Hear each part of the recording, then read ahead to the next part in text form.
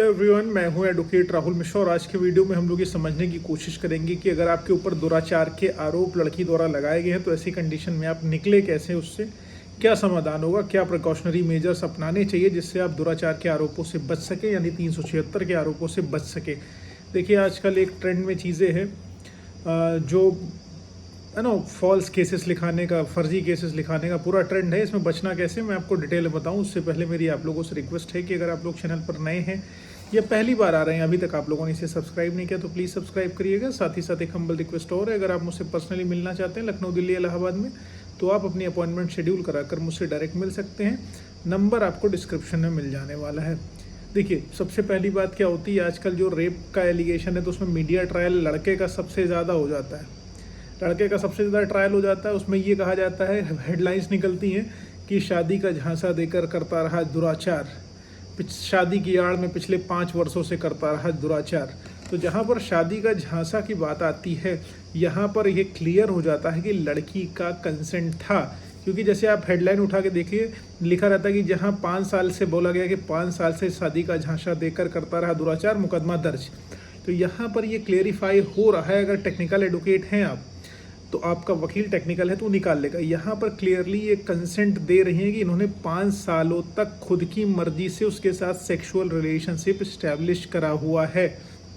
क्योंकि किसी व्यक्ति को झांसा 1 दिन दिया जा सकता है, 2 दिन दिया जा सकता है, 4 दिन दिया जा सकता है, 5 साल नहीं दिया जा सकता है।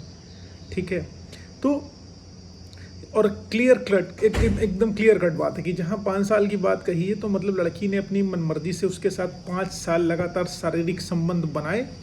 उसके बाद उनके बीच में कोई मनमुटाव हो जाता है तो फिर वो कंप्लेंट करने चली जाती है। कंप्लेंट किसी भी रीज़न की वजह से हो सकती है, चाहे पैसे के लेन देन को लेके हो या कोई अन्य समस्या हो जिसकी वजह से उनके बीच में विवाद खड़ा हो गया हो, इसलिए वो कंप्लेंट करने चली आई हैं।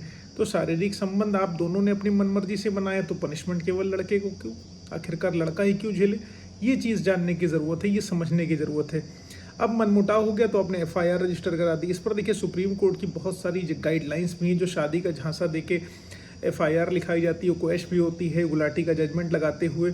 ठीक है, तो इसमें देखिए क्लियर है कि लड़की पहले स्वयं से मैसेजेस करती है, कॉल्स करती है, टेलीफोन करती है, सारा का सारा चीज़ें स्वयं से कर रही होती हैं और आप भी कर रहे होते हो। जाहिर सी बात है, क्योंकि ताली एक हाथ से नहीं बजती है।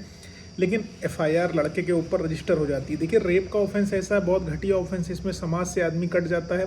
पूरा समाज व्यक्ति को हे की दृष्टि से देखने लगता है। कोई आसपास खड़ा नहीं होना चाहता है, पसंद नहीं करता है कोई भी व्यक्ति। ठीक है, सामाजिक दुर्गति व्यक्ति की हो जाती है। तो ऐसे कंडीशन में, और सबसे बड़ी चीज़ है कि एडवोकेट्स भी इसमें हैवी फीस चार्ज करते हैं। जी, हम लोग रेप का मुकदमा आता है तो उसमें भाई बेल में मेहनत एक्स्ट्रा करनी पड़ती है और हम लोग अच्छा पैसा लेते हैं, इसमें कोई दो राय नहीं है।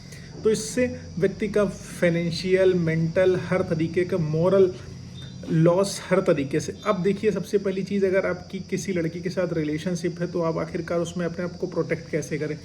पहले ये चीज़ देख लो कि लड़की 18 साल की है या नहीं है।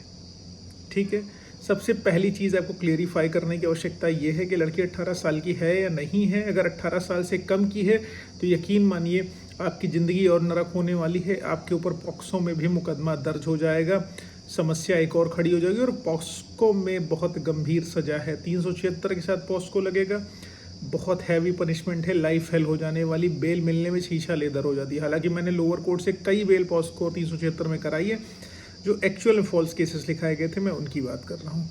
ठीक है, सबसे पहले लड़की की एज डिटरमाइन करो। डिटरमाइन करने के लिए आप कहोगे क्या मार्कशीट मांग लें क्या 10th क्लास की? बिल्कुल, 10th क्लास की मार्कशीट मांग लो। ठीक है, क्योंकि आधार कार्ड कोर्ट में एज प्रूफ के तौर पे नहीं लगता, वो फॉल्स बन सकता है, लेकिन मार्कशीट नहीं बन सकती। सिंपल सी बात है, उसकी मार्कशीट ले लो। और अगर आप किसी के साथ रिलेशनशिप में हो, टेलीफोनिक कन्वर्सेशंस आप रिकॉर्ड करिए, फोटोग्राफ्स वगैरह जो भी आप होटल्स वगैरह में जा रहे हैं उसकी कैप्चर करिए। और उन हसीन पलों की फ़ोटो भी होनी चाहिए जिससे लड़की एक्सप्रेस कर रही हो कि दैट वो अपनी कंसेंट से आपके साथ हो।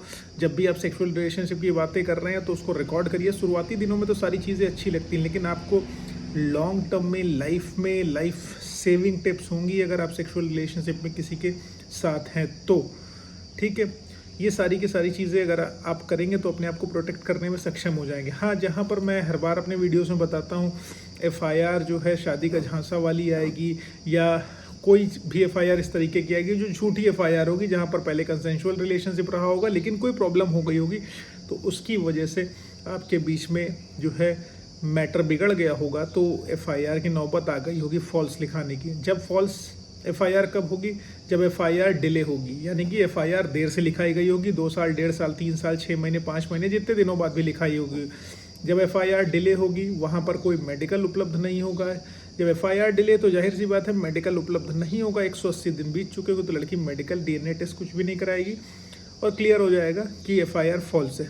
अब एफआईआर फॉल्स होगी, डिले इन एफआईआर है, एब्सेंस ऑफ मेडिकल है, कोई स्पेसिफिक टाइम नहीं बताया, मतलब घटना किस दिन घटी हुई है वो विवरण नहीं दिया हुआ है, कोई प्लेस नहीं बताया कि किस स्थान पर उसके साथ दुराचार हुआ है, कितने बजे हुआ है, कहाँ पर हुआ, किस स्थान पर हुआ, किस महीने में हुआ, ये सब कहीं कुछ भी नहीं बताया, मतलब स्पेसिफिक टाइम, प्लेस, डेट कुछ नहीं। ठीक है, जब स्थान, समय, तिथि, ये सब आपकी चीज़ों से, मेडिकल, ये सब आपकी चीज़ों से मिसिंग है, तो जान लीजिए कि फॉल्स एफआईआर है, झूठी एफआईआर 376 की है और ये क्वैश हो सकती है। ऐसी एफआईआर में आप एंटीसिपेटरी बेल भी पा सकते हैं और क्वैश भी करा सकते हैं। और मेरा सजेशन यही है आप लोगों को कि अगर ऐसा है आपकी एफआईआर में, ऐसे कंटेंट अवेलेबल है कि जहाँ पर टाइम, प्लेस, डेट स्पेसिफिक कुछ भी नहीं मेंशन है, तो आप एंटीसिपेटरी बेल ना जाइए, आप सीधे सीधे एफआईआर क्वेश्चनिंग में मूव करिए, उस एफआईआर को वहीं जड़ से ख़त्म कराइए, ट्रायल फेस करने की ज़रूरत नहीं है। हाँ, हाई कोर्ट आओगे थोड़ा सा महंगा बैठेगा, 65-70 हज़ार रुपये, जो जैसी फीस लेता हो, ठीक है, वहाँ थोड़ा एक्सपेंसिव बैठेगा, लेकिन आपका ट्रायल ख़त्म हो सकता है, एफआईआर क्वैश हो सकती है। लोग कहते हैं एफआईआर क्वैश नहीं होती, बहुत सारी ऐसी एफआईआर है, हज़ारों जजमेंट पड़े हुए, उठा के पढ़ लेना, एफआईआर क्वैश भी होती है। तो 376 की एफआईआर जब ऐसी फर्जी लिख गई हो या पॉस्को में लिख गई हो, तो प्लीज़ अपनी एफआईआर को जो है पढ़िए, रीड आउट करिए, उसके कंटेंट को मैच आउट करिए, उसके बाद अच्छे लॉयर से कंसल्ट करिए और उस एफआईआर को हाई कोर्ट आकर वहीं जड़ से ख़त्म करा दीजिए, ताकि आपकी ज़िंदगी के 10 साल, 15 साल बर्बाद ना हो, जेल ना हो, मीडिया ट्रायल ना हो, बच जाओ। वरना ट्रायल फेस करने गए तो नष्ट तो हो ही जाना है आपने। थैंक यू सो मच, जय हिंद। उम्मीद है आपको वीडियो पसंद आए। अगर ऐसा कुछ है तो प्लीज़ आप मुझे फेसबुक, इंस्टाग्राम, ट्विटर पर ज़रूर फॉलो करिएगा, लिंक आपको डिस्क्रिप्शन में मिलने वाला है। जय हिंद।